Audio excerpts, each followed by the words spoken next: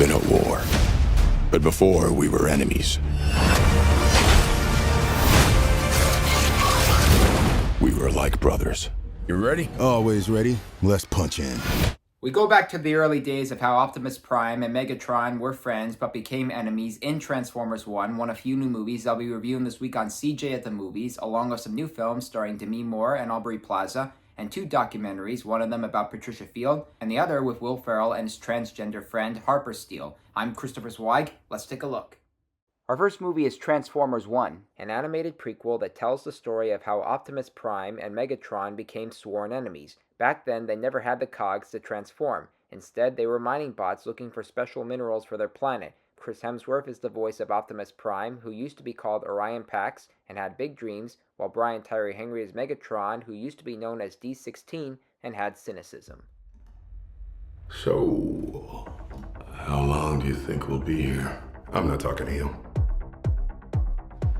You know what? We are so screwed. Thought you weren't talking to me.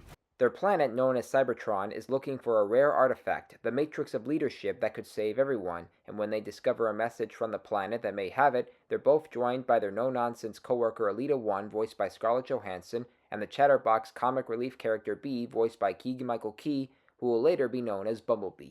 Hi there, I'm B127. I'm actually working on some nicknames. The one I'm floating right now is Badassatron, which is actually pronounced Badassatron. We're gonna call you B. As they discover the truth about their society, the friendship between Orion and D16 deteriorates drastically. We could have built the future together. I don't think so.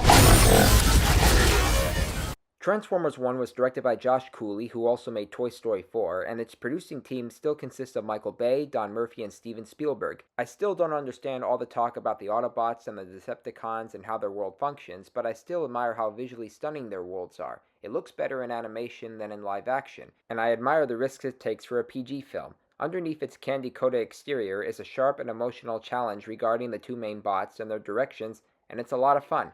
Our next movie is My Old Ass, a coming-of-age comedy that loves the question about what you would say to your younger self. Maisy Stella plays Elliot, who is preparing for college and celebrates with her two friends, played by Maddie Ziegler and Karis Brooks, with some magic mushrooms, and at this very moment she can't tell if it's the drugs talking or she's actually visited by her older self, played by Aubrey Plaza. Dude, I'm you. You're me. What's up? I don't have bangs, I have no plan. Left boob, 1 cup smaller than the right. And no, it never catches up to the right, but honestly, you get used to it and it's okay. Guys can't really tell. Girls can, but... Her advice to her younger self is to spend time with her family and avoid a guy named Chad. Whoever this young man is, he unexpectedly comes into her life, and he's played by Percy Hines White. Elliot, you freak. I put my number in your phone the other night, but I did not know this would work. Wait a minute, hang on. Basement! Dude, I gotta go. My Old Ass has a funny and strong notion regarding this youth genre. Is it a drug trip or an actual time travel mission taking place? It's fun to make those guesses, and the results aren't obvious, but truthful and consistent. Writer-director Megan Park also cast Stella and Plaza in universally memorable performances as the same person in two different ages, and they both have naturalism in their characters. They can start off funny, and then they can be serious, and it's well balanced. Next up, The Substance, a body horror film that's exhilarating and repulsive, and it doesn't work for me, and I don't mind the genre at all. Demi Moore gives her best performance in a long while as Elizabeth Sparkle, a celebrity aerobics instructor who starts to lose her fame, turns 50 years old, and gets fired from her show. She starts receiving a black market drug called The Substance, which can make a younger, better version of herself. When she injects herself, out comes Margaret Qualley. This is The Substance. I'm Sue.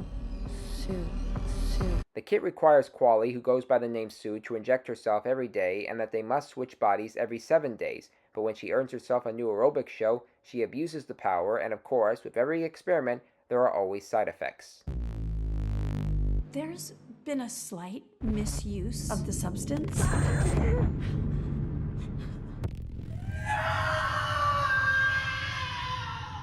In The Substance, Moore shines, Qualley is sexy, and the concept is entertaining, but it isn't a classic because of how the side effects begin to depress and nauseate us. As I watched the film, I felt there's something original inside, but as I finished, I needed time to process my emotions. It ends up becoming too gruesome and sometimes bratty for my taste. I don't mind gruesome in other films, I don't mind crazy, and I don't mind psychological. It just gets repetitive and spoiled.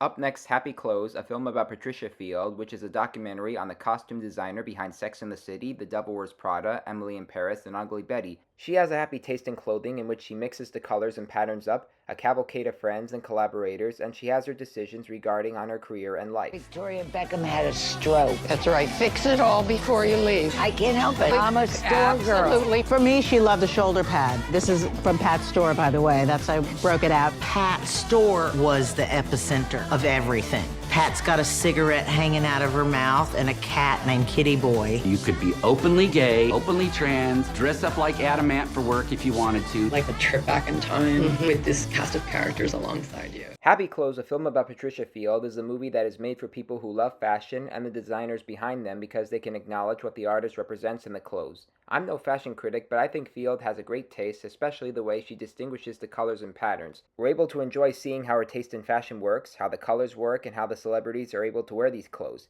This is a doc that knows and loves the artist.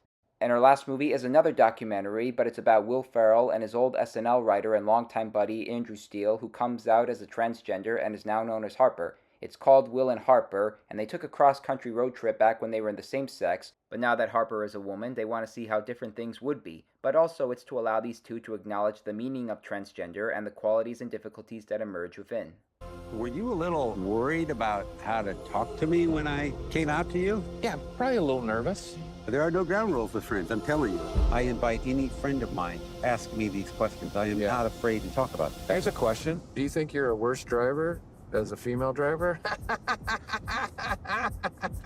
That's the dumbest. That is so... No, that is so... Zing! But I am. Woo! Yeah. Oh. Certain parts of the trip go on a bit, but there's a lot of exuberance and consistency within the journey. Will and Harper reunite with former SNL members, they have chairs to sit on as they enjoy the beautiful landscapes, and when they go to a Texas restaurant, they both get blasted on Twitter for Will's political views and for Harper's new gender. There are times when you laugh at the comedy within, and there are times when you feel affection for how Harper views things or how she worries what people would now think of her. Will and Harper has timely subject matters to discuss, and both the actor and writer have a friendship that can overpower any cynicism in their lives. Recapping the new movies I reviewed this week: thumbs up for Transformers 1, thumbs way up for My Old Ass, thumbs down for The Substance, thumbs way up for Happy Clothes, a film about Patricia Field, and finally, thumbs up for Will and Harper. Well, those are the new movies I'm reviewing this week. I'm Christopher Zweig. Stay safe, and I'll see you at the movies. For more amazing content, please like and subscribe to my channels, and please read my reviews at cjatthemovies.com and download the new HD Radio app.